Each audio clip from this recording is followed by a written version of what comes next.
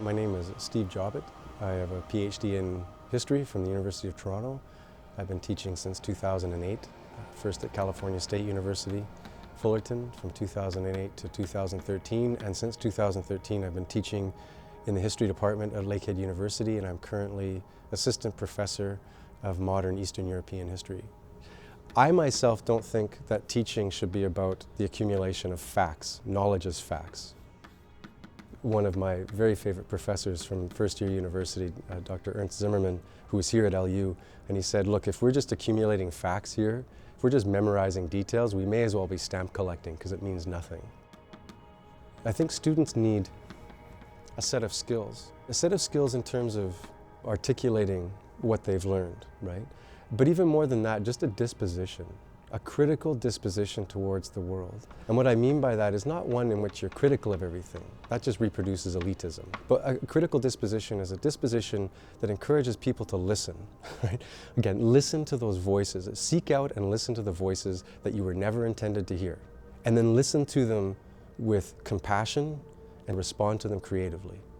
And if you can do that, then you're a critical thinker, right? So there's that disposition towards the self, towards the world and your place in it, right? And to sort of facilitate this wide-eyed appreciation and love of the world and all the people in it. What do university students need to know as they leave university?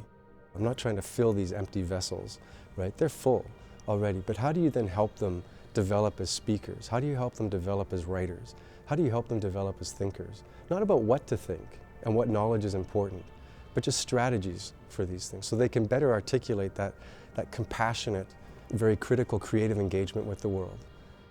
They teach you as much as you teach them. If any teaching is happening here, it happens collectively and it happens as sharing, right? And that, if anything, I'm just 20 years further ahead than they are. But that doesn't mean anything. It just means I've had 20 years extra experience and 20 years of reading books, right? But it doesn't make me any better, any smarter than them. Right? We're colleagues, we just happen to be at different stages of our careers in this world. In essence, I would suggest that what we need is to help students become flexible thinkers, to realize that what they know today might not be sufficient to understand the world tomorrow.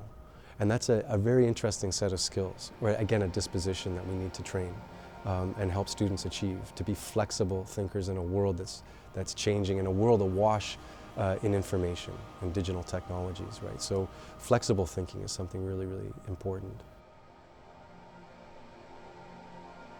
As someone who's really looking closely and critically at that, or at least I hope critically, I'm deeply concerned, about the future, deeply concerned.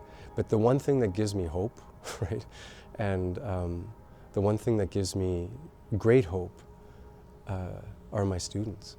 And I know that sounds like a film moment, something like Good Will Hunting or Dead Poets Society, but it's true, because when students themselves come to realizations about the world, come to realizations about themselves and their place in the world that are compassionate, creative, critical, I'm deeply inspired.